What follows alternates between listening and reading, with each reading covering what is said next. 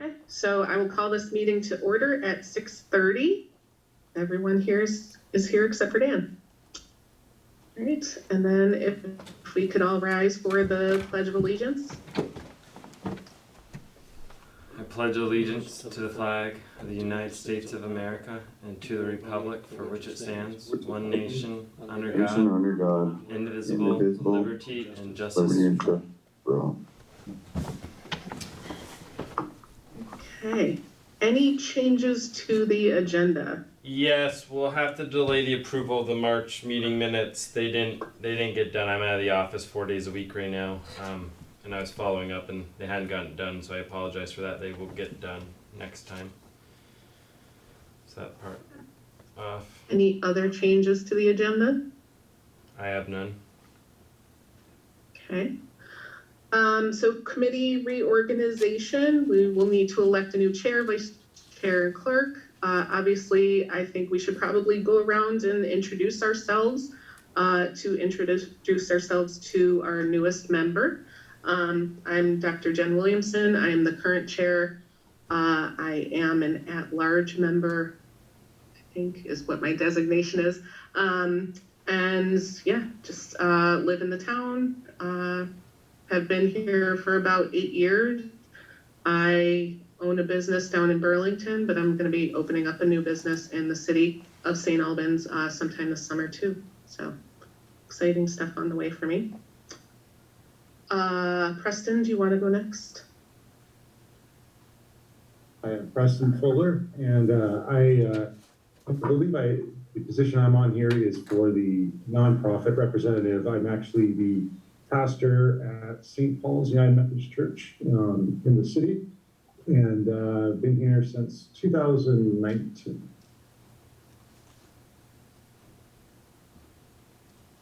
Danielle?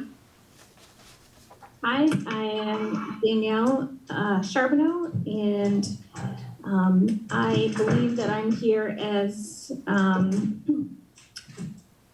think, the probably community law enforcement representative. I am an immigration officer here in St. Albans. I've been with immigration and federal officer for the last 17 years. Okay. Hi, welcome. My name is Jay Sweeney. I am on the board as the representative from the fire department. I served 34 and a half years and retired as the chief deputy for the sheriff's office. In 2017, I retired full-time, retired from fully in 2019.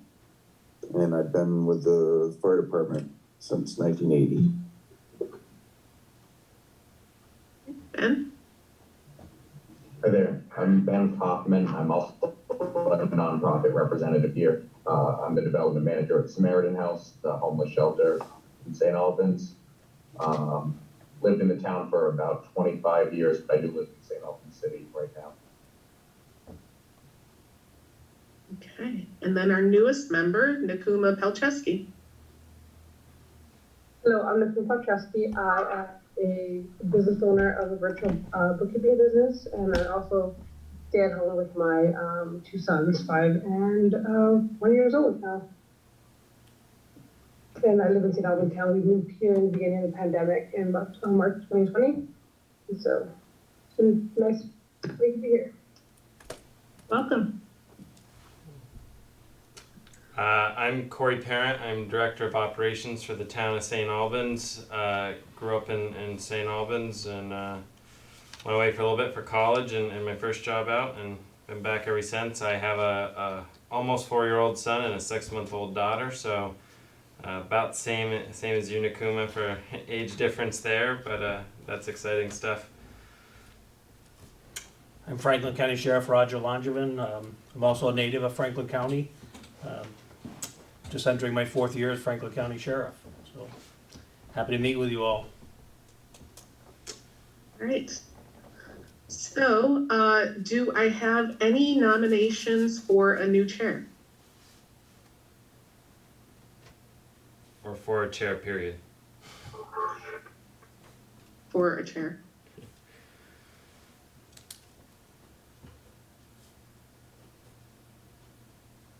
Don't be shy, everyone. I I will say that I am not afraid to be the chair for another year. Unless somebody feels so inclined to take it on themselves. I'll second that nomination. Are there any other nominations? Alright, all in favor? Okay. Talk for that one. Alright. Any opposed? Seeing none. Alright. Congratulations, Jen. All You're right. chair again. Thank you. Nominations for a vice chair. It doesn't really involve too much. Preston has been doing it for a year and I haven't called on you to do anything. So I've been at every meeting. So it's not a very laborious task. It's not at all, but I am very, very willing to have somebody else step up for it if they would like, especially if somebody is interested in becoming chair or whatever. So you will not damage my pride if somebody would like to be the vice chair.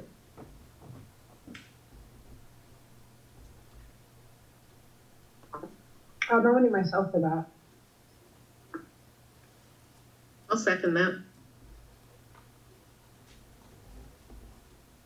Okay, any other nominations for vice chair? Okay, all in favor? All opposed? Okay, congratulations, Nakuma. All right, clerk. This was Armand's position, correct? Mm-hmm. This one you really don't, yeah, this one you really don't have to do. We handle it kind of internally with minutes, but basically you fill in if the chair and vice chair can't make it. So we actually do need a nomination for this one.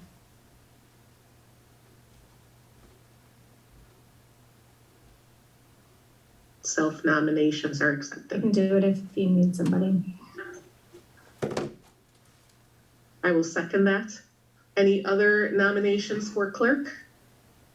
Okay, all in favor? Any opposed? Congratulations, Danielle. And 3 women. That's very exciting. Like that. Okay, anything else with the committee reorganization? Or Yeah, just- we've got to adopt new rules of procedure. So I'm just sharing those up. Can everyone see those or no? Not yet.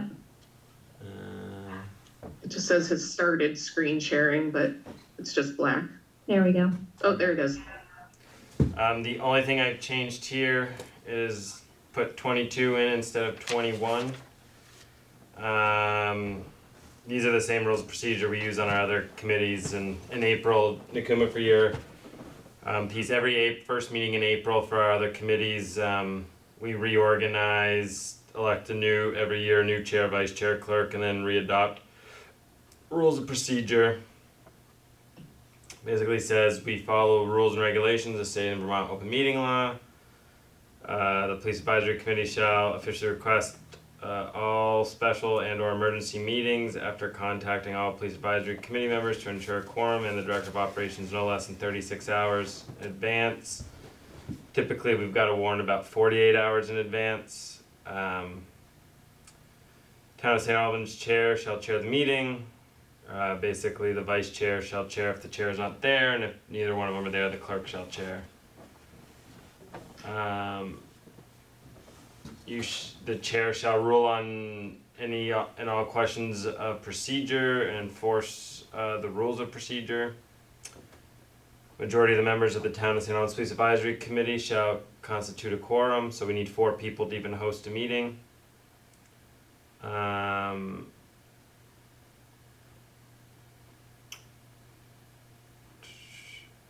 So if a quorum, so this just says that the members of the St. Albans Town Police Advisory Committee are not present, but a quorum is present, the quorum can consider a motion to continue a discussion item to the next meeting when all members are there. So you don't have to decide on something, you can push it if you want to have a full board discussion.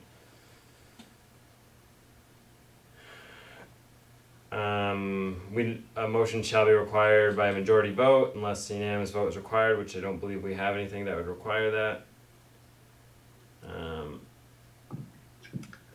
You may attend a meeting via telephone or video conference, which everyone is. So the director of operations and the chair shall determine final content of an agenda.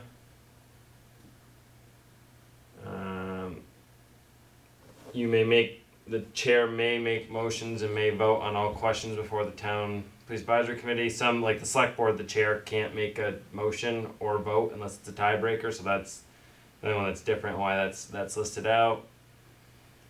No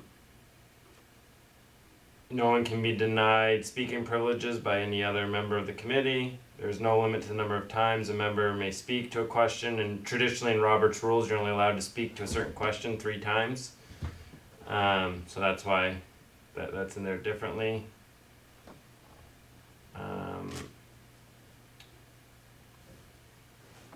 Someone may speak without being recognized unless it's requested by the chair that they be recognized.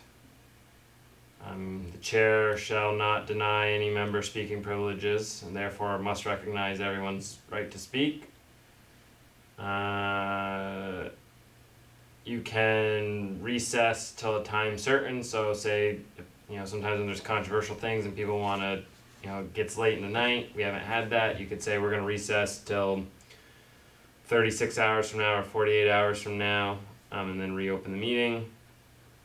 The rules of procedure shall be made available to the public at all meetings, so anyone who wants to see these at any time, we have to be able to pull them up. And these can be amended by a majority vote of the Police Advisory Committee and must be readopted annually at the organizational meeting, which we're doing now, and I gotta make that change. And those are the rules of procedure. If anyone has any questions. Can I get a, I'll make a motion to adopt these as they stand.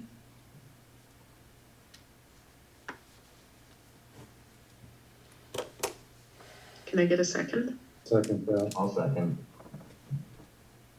No, it's a fight.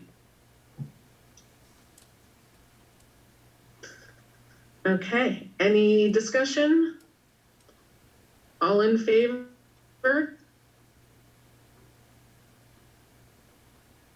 Any opposed? Okay, motion passes. Town meeting day survey update. This is one of those ones, kind of our own success. Let's put this one behind. We had 770 people respond. We have an intern at UVM working on this. He only works with us 6 hours a week. So as you can imagine, he's not, he said he's about halfway done now. So he expects to be done for our May meeting. We had other ambitious, he was gonna work on this and a few other projects, but this one is so big, it's probably gonna take up his full internship just dealing with this survey. So I think that's just, we'll have information. I expect next meeting to go much more in depth, spend a lot of time kind of going through that with him, and what his findings were. But that's just a lot of surveys to get through. Again, for the public and Nakuma's understanding, when we did our fall survey, we only had about 100 respondents, so that was much easier to get through. We had 90 something, then 770 paper surveys filled out, which went out with ballots. So just takes time to enter it all into a format that can be analyzed from there. That's all I have on that. Does anyone have any questions on those?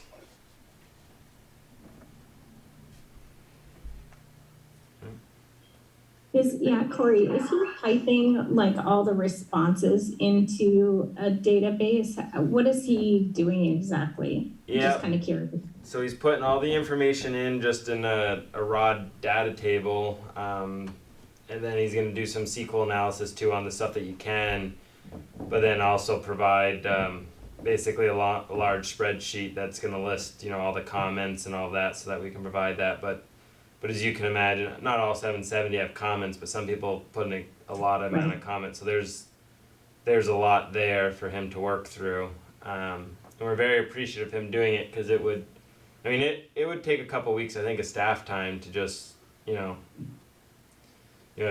you could say, especially with typing in stuff, if you averaged a couple minutes a survey, some obviously not that, but some extra long, even at 2 minutes, that would be, if you could average 2 minutes a survey, that's 26 hours worth of work. and most people aren't going to do 2 minutes a survey straight for that amount of time. So that's what he's working on. Just getting the information entered, that's before he's going to get to his analysis and all of that work. So, but he's I'm very... just wondering, because one of the questions, didn't we ask if they had any feedback for the sheriff's office about areas of concern, specifics? Yep. And I'm wondering if any of those surveys were did anybody go through those surveys really quickly to glean off any of the surveys that may have had a response in there to be able to pass that information onto the sheriff's office, off the top, in case there was anything that maybe needed to be looked at or addressed, because it may have been important. We haven't. Before he got to it, survey number 589. Yeah, no, we haven't. I mean, we some of us have looked through them as we just kind of organize them. They've all been scanned in. I'm happy to send them to anybody who wants to see them. It's about 10 different documents because of the size, and they're all sitting. All the paper copies are sitting here in town hall. We won't destroy those until everything's done, and we have a good idea and a safe place. Probably want to move town hall to keep the scanned stuff, but no, we haven't done that. We've just waited for his analysis. Okay. But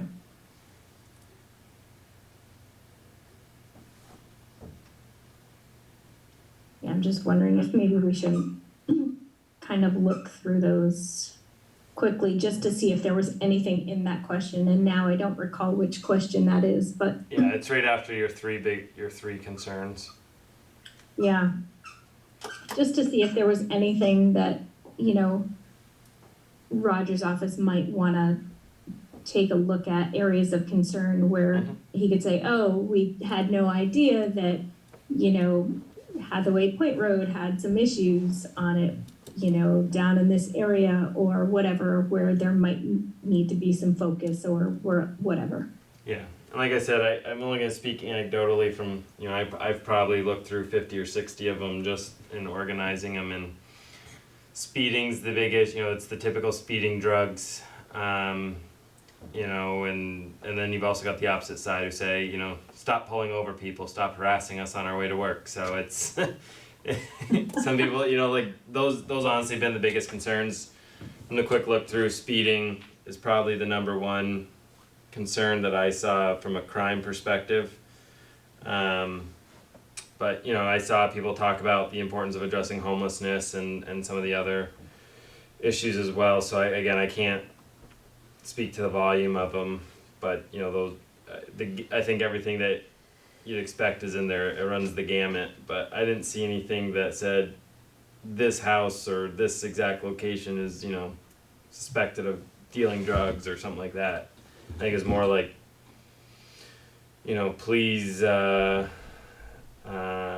it's funny because one person complained about the cops sitting outside that Dunkin' Donuts. Yep, we've had complaints from the community to make sure we have police sitting outside Dunkin' Donuts because the traffic's so bad. So it's Right. like those are like the ones I think my concern is that if we made such an effort to put this survey out there, we Right. don't want to look unresponsive Yeah. to any concerns that may be made. So, or just a too much of a delay, I guess. Yep. That would be my only concern. Yep. Understood. okay. I can turn it over to Roger for an update. If there's no other questions on the survey.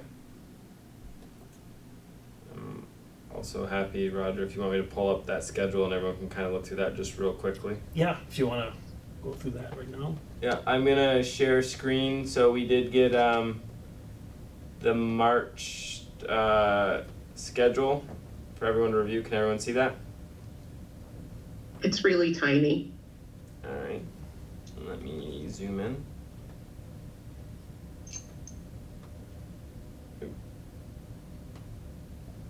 Is that better?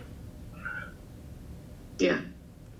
Alright, so the way I read it is the date, the officer, the duration of time, the contracted hours is this column, and then what you actually provided. Is that how that? Correct, yep. Okay. And the blue signifies the extra shift that we have on Friday and Saturday nights. Okay. So let me. Sorry. So happy to send this around if anyone wants to see it, but from my review, looks like everything was worked and even had some additional hours that got put in. Could you speak to what those additional hours are, Sheriff? Yeah, if we had a deputy that was working on something towards the end of their shift that needed to stay an hour or possibly up to 2 hours after their shift to finish up something that needed to go to court, perhaps a flash site, they did that. Some other hours that we had that we didn't bill for are when there's an incident that happens in the town during the day, and myself, Captain Grismore, Lieutenant Miles, or Lieutenant Moritz is there. It's not uncommon for 1, 2, or possibly 3 of us, if it's a motor vehicle crash that's at a bad time, say on the north end, for us to go out there and assist, just to make sure that they have everything they need and just additional help to control traffic during tough times. Also, we had a couple untimely deaths that our deaths investigator got called out for. So that shows up on the schedule for 4 hours, 2 times in the month of March. So those account for the additional hours primarily.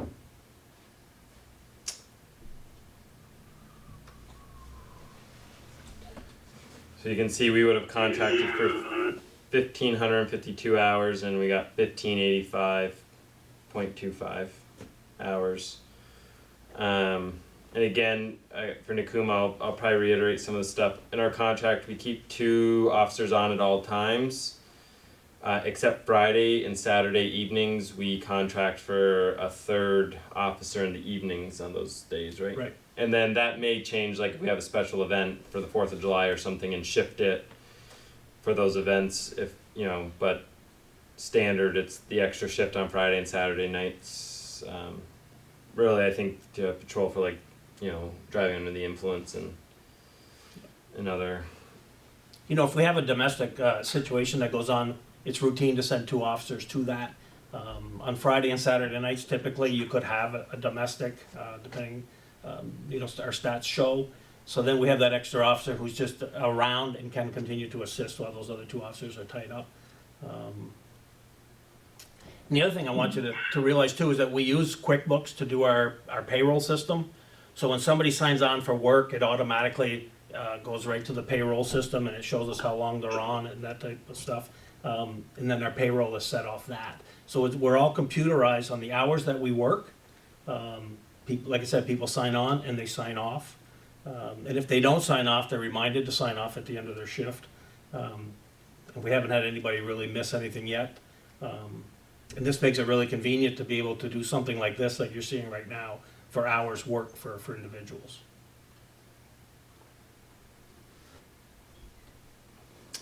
Does anyone have questions? And the town managers talked to Captain Grismore and the sheriff, and we expect to see these about this time each month going forward. And I think transition, because these look different than what we've had before, so it seems like you've made that change to the QuickBooks, or at least figured out how to pull it a little easier. I Yeah. think Accessing this report. We'll also be able to do that for Bay Day, show our hours yeah. So I think for events. Yep. that's good. Any questions? Do you want me to keep the share screen? I can send this around, or anyone individually who wants to see it, I guess. But Yeah, I'd like to see that, Corey, and I don't know what we can do going backwards. I'd like to see past schedules. I think some of this, looks good on paper that you've got extra hours, but I can go back to the last schedule we got, which was September and October, and we were short seven shifts. So, March looks good. You're making up time, but I don't know how much time was missed in the past. I know there are you got manpower issues. Everybody does right now. And I'm concerned how we're gonna do going forward here. Yep. But I can assure you, Jay, we did all of our hours, they're completed, and we can back those up. And I can also let you know that we've reduced hours towards anything else other than our patrols. We haven't done governor's highway safety, we haven't done snowmobile patrols, ATV patrols we've taken out, and we also haven't done stone garden. We don't do any of those additionals. We specifically focus on our patrols and our town contracts. But you're absolutely right. I don't want to lose anybody, because then we're going to be in some staffing issues. And I've been around long enough, as you have. I know some people who might be looking, but I don't know everybody that's looking. And right now, agencies are throwing monies at individuals to come to their agency. We're not doing that. I can't do that. But other agencies are. And am I going to lose one? I don't know. I hope not. I've created the relationship with my deputies where we really do feel like a family. I get phone calls when somebody says, "Hey, Sheriff, I gotta go home. My kid is sick," or somebody just died in the family, whatever. So we start calling around and we get that shift filled, either by Captain Grismore, Lieutenant Miles, Lieutenant Moritz, myself, I filled in. I think that makes a difference. That's why we haven't had a really mass exodus like some departments have had for higher money. It's because we do have that family connection, and I want to keep it. But I'm not going to tell you next month or the month after that we lost one or two people and now we're hurting. We're right on that cusp, like everyone else either is or were at one time. So it can change, but right now we don't owe anybody any time. Certainly not St. Albans Town. If it's something you need, Jay, we'll try to get it to you. We'll prove it. But I'm confident our hours are all done. I'd like to see it. Yep, all right. And can you talk a little bit about what you were telling the select board a few meetings ago about how you had lost some deputies in the past few months? Yep, we lost two who were planning to retire. They aged out, essentially. We knew those throughout the year that those are gonna happen. They primarily worked our court systems for us. We had another deputy who was working for Burlington Fire Department who was on a 24-hour on schedule, then 48 hours off, then 24 hours on. Well, when he had his 48 hours off, he'd work one of those days with us, so we were essentially getting 2 days a week out of him. He got promoted and took a supervisory position, so therefore he no longer had the time that he once had. His schedule changed. So he resigned from us. We had another individual who was part-time certified, level 2 certified with us, who worked for Burlington Police Department in the Victims Advocacy program. When Swanton Police hired their police chief who came from Burlington, those two had a relationship. And he came into my office and said, "Sheriff, I hope you understand, but I know the new police chief, we work together, and I'm gonna go to work there." Totally understandable. And then another deputy that we had that was working the court systems for us, again, level 2 certified. When a job opened up within the court system, someone retired there, she took a full-time position inside the courts. So that's how we lost people. It wasn't, I don't feel as though it's any fault of our own. It's kind of things that just kind of evolved where, the retirement of two people who aged out essentially, and then others going for either a more steady position or a longer term position, perhaps with benefits, made the difference. So. Do the deputies not get benefits? No, they do. The full-timers, if you're full-time, you do. Part-time, you do not. So this lady that was working in the courts, for example, she was working with us 2, sometimes 3 days a week. Did not get benefits. But I'll tell you, Jen, we're looking to hire, and I challenge any of you people. You guys know a lot of good people. If you see somebody who would make a good deputy, I mean, we're hiring. I would hire 5 more tomorrow if I could get them. I always looked at the sheriff's department when I took over as being an opportunity to really start their careers. That's where I started as a part-time, officer. I would love to get 4 or 5 people on a part-time basis, and as we start to work them and they gain experience, they can get picked up by other police departments. That's fine. We need to do that to really build the law enforcement community up to the numbers that we need. Many agencies are quite short, and if we don't start doing things a little differently, I don't know how we're going to get our numbers back up to where we can really do policing the way we need it. And by the way we need it is when you respond to a complaint, you got to have time to deal with that complaint properly. You can't just quickly put an end to it as quick as you can and go on to the next one. You need to really resolve that, whether it be hooking people up to services, take your time, communicate, that type of stuff. When you start running short staffs and they're going from call to call to call, that's reactive policing. That's not very much fun, and that's when you start losing people.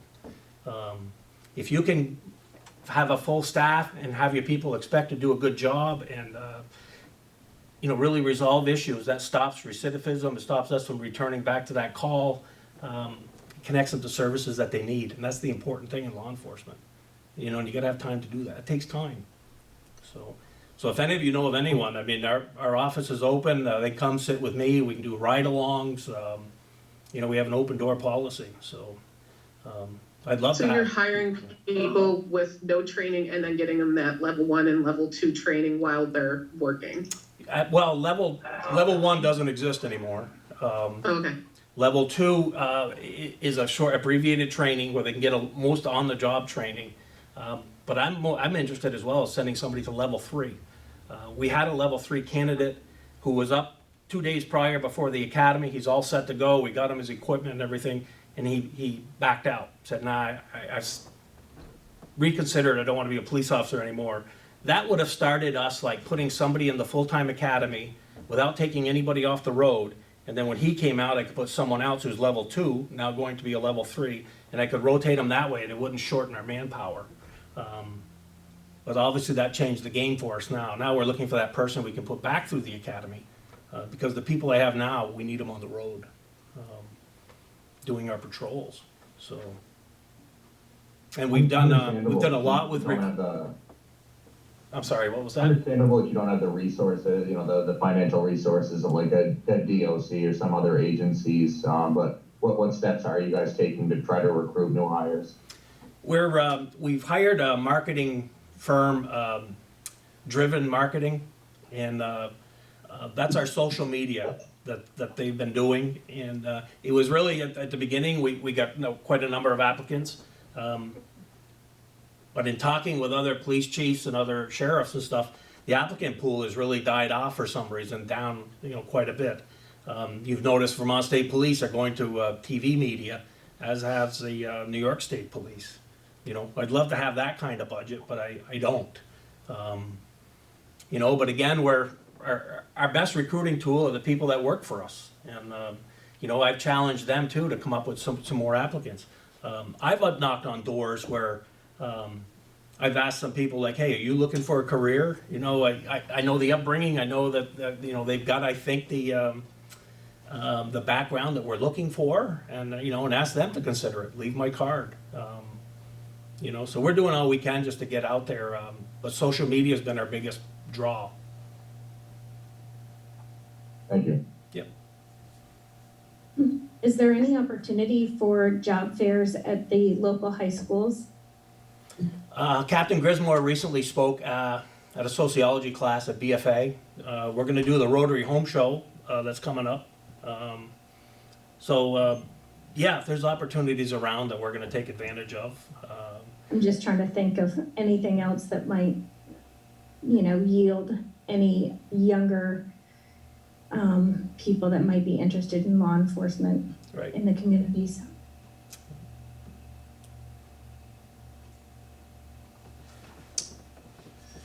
Any other questions? Well, I understand the difficulty. I've sat in that chair, so I certainly understand the difficulty and you know, the challenges of the job, even from when you and I started. I mean, it used to be fun. Right. You know, it's a whole different world now, and it's tracking somebody into this job is difficult. And I'm glad to see that you are I was glad to hear you say that your contracts are coming first over the other stuff. And I know those other fundings are important. If you have the people, they're great community assets and good public relations. But, you know, when you got a contract, you got a contract. That has to come first. Oh, So I'm glad to see you're doing that.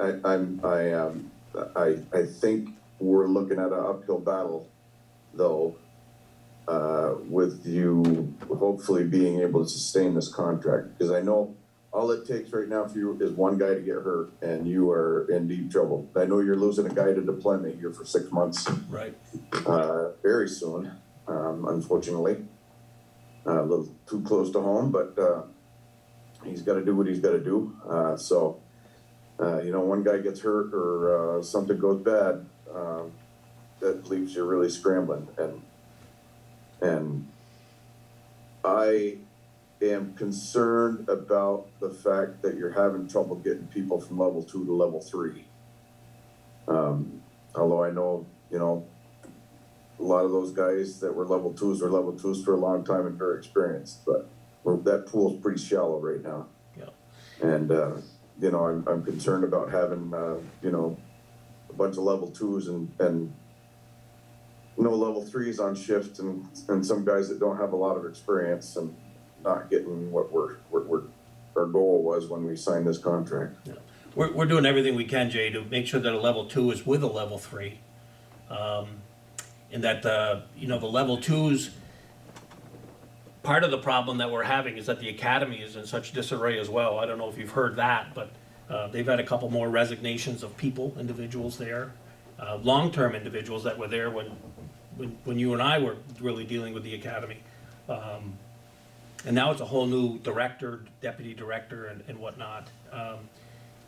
Probably about a year ago, they were looking at a program that would expedite getting level 2s to level 3s. If you had a certain amount of experience, and that was documented, and you had a portfolio together, essentially, you went back to the academy for, well, it was an unspecified period of time, but you could become a level 3, get that certification.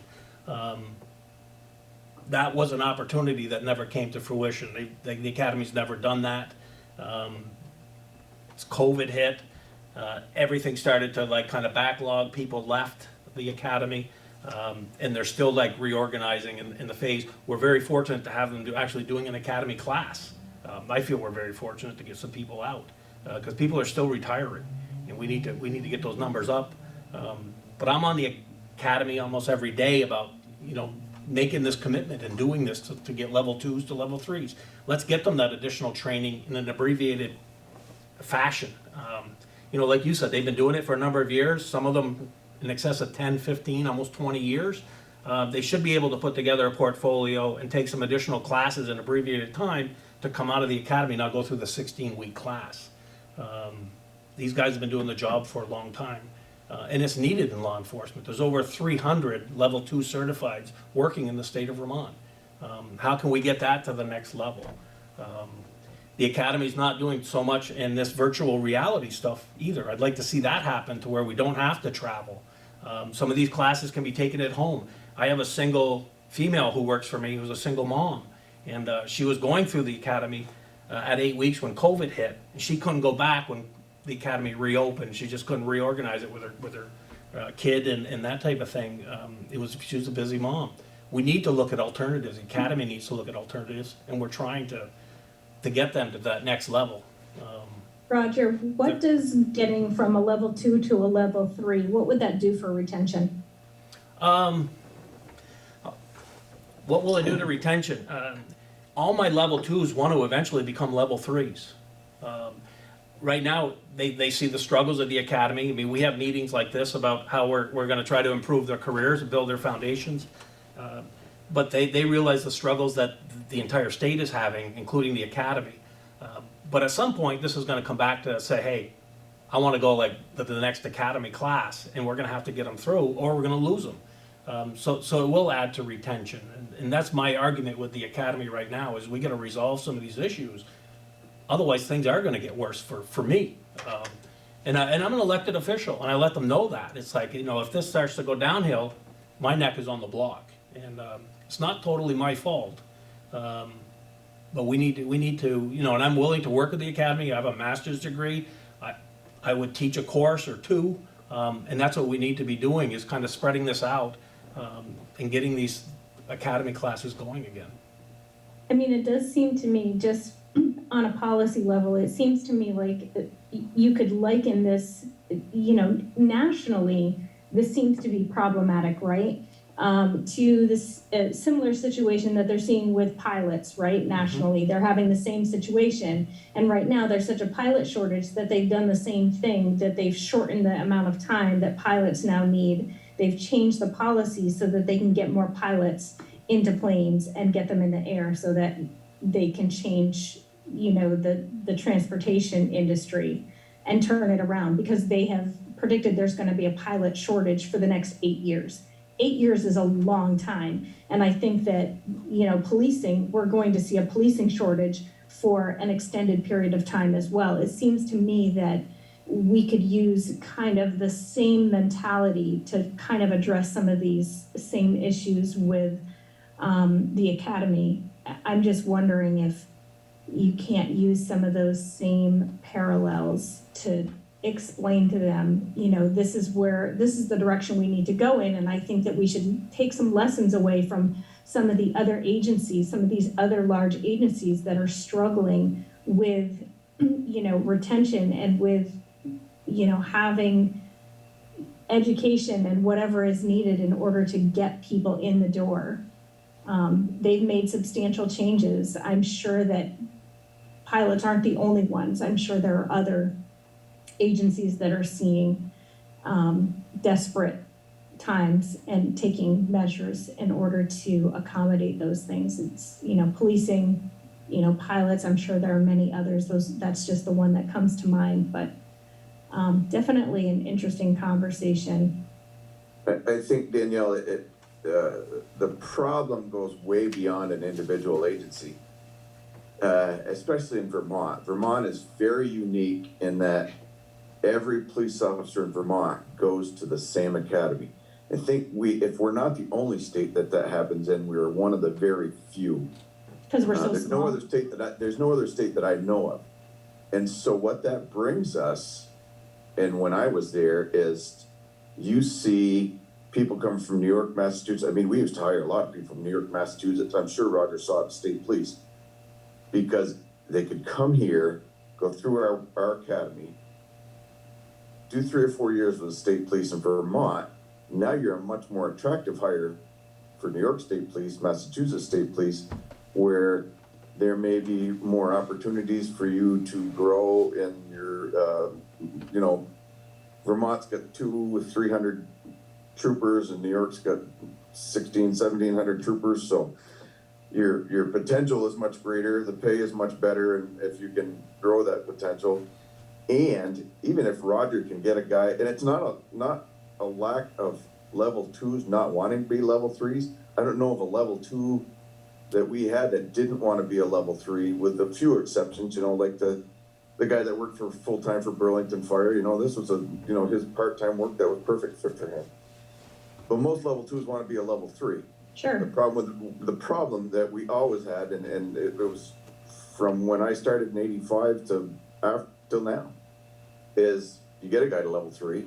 Roger spends the time and the money to get it to level 3, and we had it happen to us time and time again. They get that level 3, and you are open to any police department in Vermont that's throwing $5,000-$10,000 bonuses at you that sheriffs don't have the budget to do. And and if they don't have any loyalty, any commitment, You know, and if they came up here from Rutland because Rutland sheriffs weren't hiring, you know, 2 years later, we had a 2-year contract. 2 years later, they were gone because they can go anywhere. So it is a big challenge,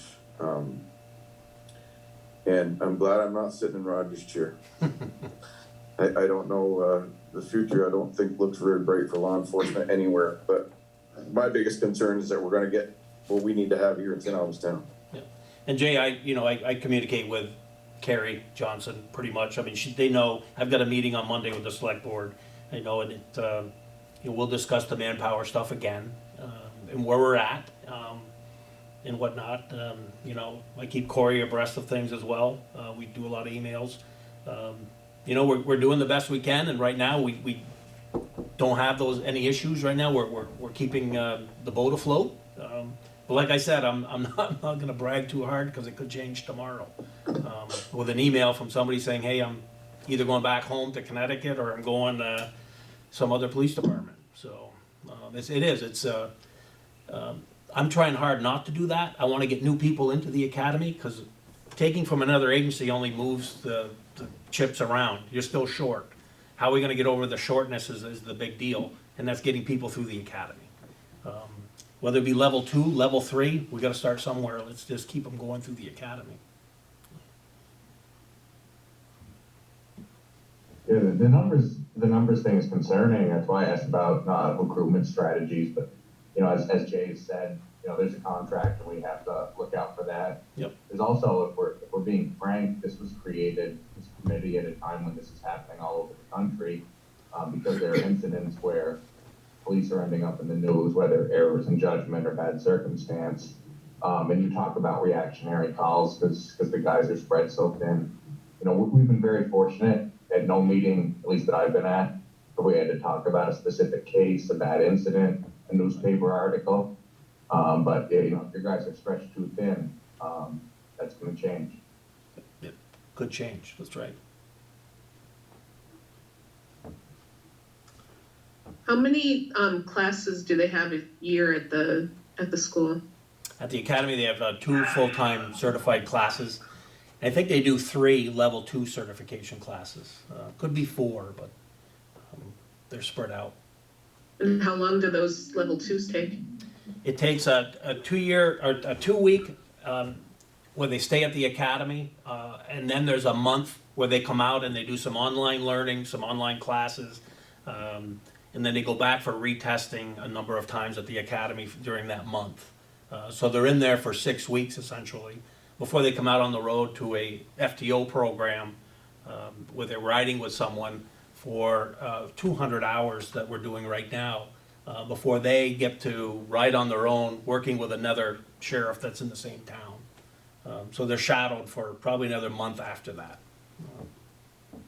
So theoretically, somebody could go from normal schmo to level 3 in a year. It's not something that takes multiple years to get them to that level. To level 3, yes, they could do that. But I was speaking of the level 2 academy. They could be out on the road by themselves within 4 months, working and learning on the job training as they go, supervised by another individual. And you guys pay for them to go to the academy? We do, yep.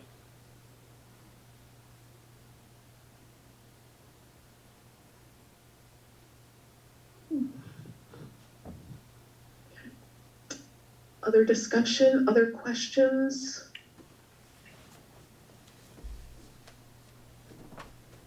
Nothing? Okay, thank you very much, Sheriff. I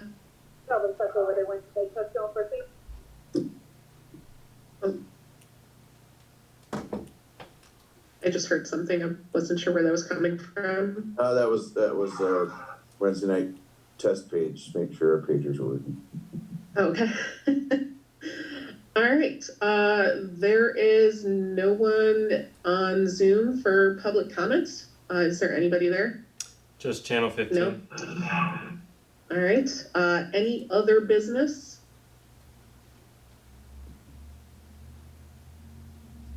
Nobody? Then can I get a motion to adjourn? Make that motion. I'll second.